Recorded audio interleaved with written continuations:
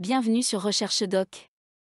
Aujourd'hui, nous allons explorer le processus d'audit externe, étape par étape, de la planification à l'émission du rapport d'audit. Comprendre ce processus est essentiel pour ceux qui s'intéressent à la profession d'audit et à la vérification des états financiers des entreprises.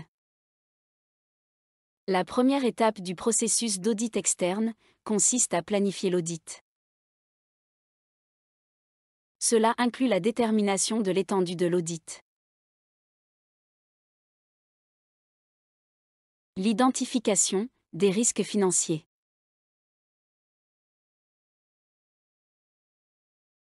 La sélection des procédures d'audit appropriées.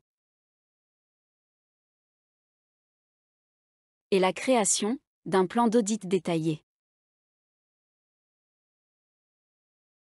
Le plan d'audit est élaboré en tenant compte des normes internationales d'audit, NIA, ou des normes nationales pertinentes. Deuxième étape, avant de plonger dans les détails des transactions, les auditeurs évaluent les contrôles internes de l'entité. Cela signifie examiner les politiques, les procédures et les systèmes mis en place par l'entreprise pour s'assurer que les risques financiers sont gérés efficacement. L'efficacité des contrôles internes peut influencer la nature et l'étendue des procédures d'audit. Troisième étape. Une fois la planification terminée, les auditeurs recueillent des preuves d'audit. Cela implique l'examen de documents financiers. La confirmation de solde auprès de tiers. La vérification de l'existence d'actifs. La procédure d'échantillonnage et d'autres procédures d'audit pour obtenir des preuves suffisantes et appropriées pour étayer leur opinion. Quatrième étape. Au fur et à mesure de la collecte des preuves, les auditeurs évaluent les risques financiers. Identifient des erreurs potentielles ou des irrégularités.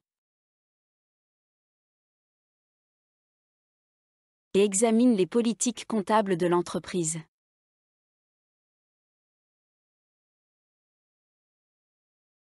Les constatations importantes sont documentées pour être discutées avec la direction.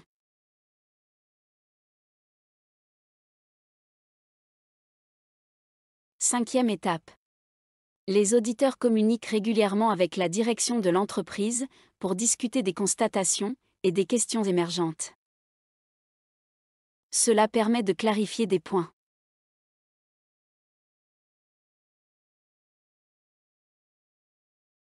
D'obtenir des réponses aux questions.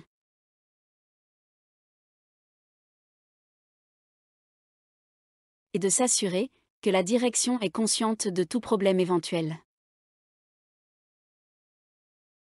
Sixième étape. Après avoir collecté toutes les preuves nécessaires, évalué les risques et obtenu les réponses nécessaires de la direction, les auditeurs sont prêts à conclure l'audit. Ils rassemblent toutes les constatations pour émettre une opinion sur les états financiers de l'entreprise. Septième étape. Enfin, les auditeurs émettent un rapport d'audit. Ce rapport résume leurs constatations et présente leur opinion sur les états financiers. Ils peuvent être de différents types, allant d'une opinion sans réserve à une opinion avec des réserves ou une opinion négative, en fonction des constatations de l'audit. Le rapport d'audit est remis à la direction de l'entreprise, aux actionnaires et aux autres parties prenantes. C'est un outil essentiel pour renforcer la confiance dans les états financiers de l'entreprise. Voilà, vous avez maintenant une vue d'ensemble du processus d'audit externe, de la planification à l'émission du rapport. Ce processus est conçu pour assurer la qualité et la transparence des informations financières des entreprises, ce qui est essentiel pour la confiance des investisseurs et le bon fonctionnement des marchés financiers. N'hésitez pas à poser des questions ou à commenter ci-dessous si vous souhaitez en savoir plus sur ce sujet.